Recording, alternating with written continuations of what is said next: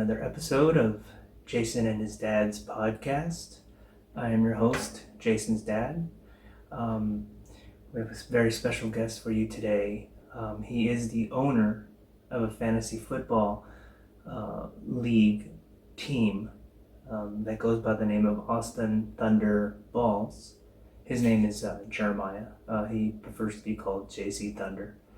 So we'd like to welcome him to the show. Thank you for being here, Jeremiah.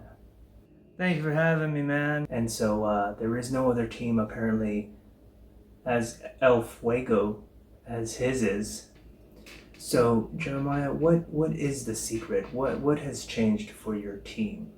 It's been a rough go at it, but it's really picked up. I mean, my number one draft pick was out for the first 8 weeks. I was without a quarterback for 4 weeks, but it finally all came together once I found Justin Herbert, found our guy, and I'm on a roll right now, man. What would you say to the naysayers that had written your team off? I just want to say, if you dream to believe, and you believe in your dreams, you can achieve anything, man. The world is your oyster. Beautiful. How do you feel going into the tail end of the season? I just gotta do me and do a hundo P and do my thing, man. I can only me. Yeah. Well, we won't keep you any longer. We know you're ready to go celebrate. Any parting words for the viewers out there? To the rest of the league, you thought I was done? I don't think so, son. It's just begun. I'm about to go on a run. Now let's have some fun. Dumb.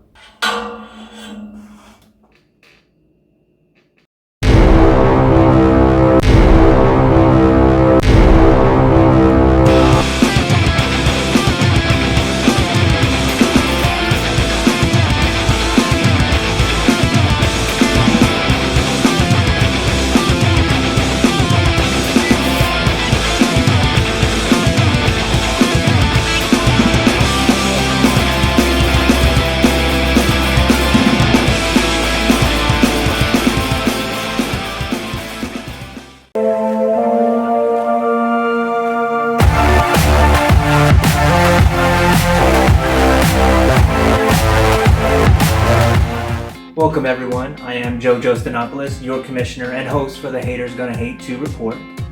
Week 10 is in the books, and we're inching closer and closer to the playoffs, something that only a few short weeks ago we didn't even know we'd have. We didn't even know if we'd have an NFL season or college football or a lot of things. So it's kind of crazy to be here, but it's exciting to be here as well. We have some exciting races going on right now. And like I said, we are nearing the end of the season, so let's go ahead and take a look at the current standings. As you can see, we have our first team to clinch a playoff spot, and it's no surprise. Stennington's Cooking with COVID have clinched a playoff berth and can clinch the division and a first round bye with a win this week against Jimmy, who ironically enough is the only team to have defeated her this season, giving her the 1 in her loss column. As for the rest of the league, Don had a chance to separate himself, but lost in dramatic fashion to Jeremiah, preventing his ascension to the top and launching Jeremiah into the sexy 6 for the first time all season. Josh, on the other hand, won an ugly game against Jimmy and moved up to 6-4. Both Josh and Don can lock up their spots in the postseason with 2 more wins each. After that, you have 4 5-5 teams. You have Jeremiah, who just destroyed Don. You have Travis, who was stunned in an upset from Minda. Jimmy lost in dramatic fashion, and Gator lost as well. So all 4 of those teams sit at 5-5, with Jeremiah the only one winning to get into that spot and leapfrogging several of them to get in the higher rankings. Benjamin stays alive at 4-6, so he is still in the playoff bubble on the very outside, of course, but he still has a shot mathematically. It helps when your opponent has half his team on bye week. Nonetheless, Benjamin won his game. Big ups to Minda for getting her second win of the season. Unfortunately, it is a little too late, as she is now mathematically eliminated from playoff contention. However, she's still going to play for pride. I know for a fact she doesn't want to finish in last place. She's done that so many times in her life in fantasy football, so I'm sure 2020 is not another year she wants to spend in last place. We'll be right back after this public service announcement from our network affiliate.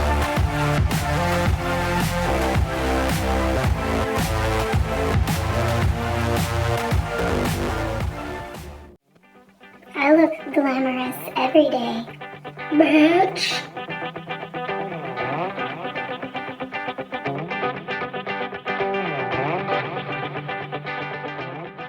It's bare knuckle. It's bare knuckle street fight. I gotta give it to NSYNC. It's no way BSB can even compete. We're back, and let's go ahead and get right into it and run down the Week 11 preview here in Haters Gonna Hate 2. Number 4, Travis's Back to the Future versus number 5, Jeremiah's Austin Thunderballs. Now, Travis's team is very unpredictable this season. He's gone from losing streaks to winning streaks to back to losing streaks to winning streaks. So I don't know what he's going to do at 5-5. Jeremiah, on the other hand, has 4 wins in the row, is on his way to the top. He guaranteed he was going to win 8 straight to get into not only the playoffs, but win another championship. So he's on his way. This is going to be an exciting game, and it could essentially eliminate somebody from this playoff contention. Next, we have number 9, Fern's team versus number 6, Gators Ha Ha Gummy Bags. Fern has given up all aspirations to make the playoffs this season, so he's practically done. His team may come back and surprise Gator, which is the only fear that Gator can have right now. Gator literally is in the driver's seat here. He can punch his ticket to the playoffs with 2 to 3 wins here. This is one of those games that he should win, but if he doesn't win, he's pretty much behind the 8 ball, and he can kiss the season goodbye, which I'm rooting for, but we'll see what happens. Up next, we have number 2, Don's Gonna Own versus number 3, Josh's Super Team. This is a battle of the only 6 and 4 teams and 2 top 3 teams going at it. Don is trying so hard to secure a bye week, and he looks like he's going to be a dominating team, but then he has weeks where he just looks terrible. There's no consistency in that team other than he got 6 lucky wins, and that's that. Josh, on the other hand, is not really in any position to get a bye week or the division title. It would take Sten losing all of her games, Josh winning all of his games, and a plethora of points being scored here and there.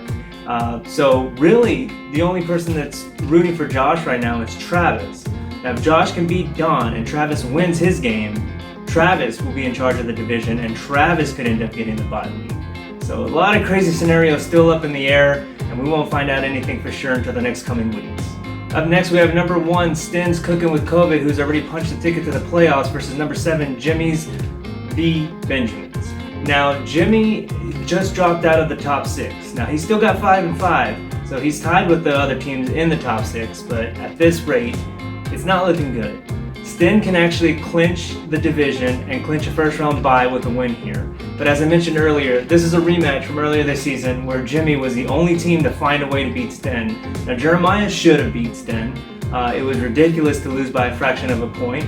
I know that it was disputed, there were lawsuits filed, but nonetheless, nothing came of it, and Sten was declared the winner. Jeremiah did eventually concede, which, other people could take note of that. Nonetheless, Sten is ready to lock it in. Jimmy, on the other hand, is really just fighting to survive. He can't afford another loss. He doesn't have the points to make it up in that round, so he needs to get wins, and he needs to get them now. 1 loss, and I'm calling it. If Jimmy loses 1 time in the next 3 weeks, he's not making the playoffs. You can quote me on that. You can quote me on the quoting of that. Lastly, we have number 10, Minda's Notable Team versus number 8, Benjamin's Silly Chargers. Like I mentioned before, Minda is mathematically eliminated from playoff contention, but she sure shit doesn't want to finish last. Nobody wants to be last. But nonetheless, this is not about that. This is about Minda fighting for pride, and Benjamin fighting for his playoff life. He is basically in a playoff game every week for the end of the season. 1 loss, and he's donezo. That's going to do it for this week's Haters Gonna Hate 2 report. Good luck to all the teams except Travis. You're going to need it.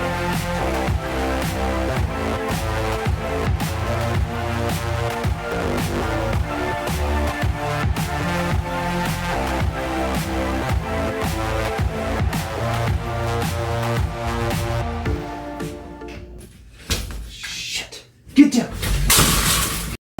Damn it, Sparkles!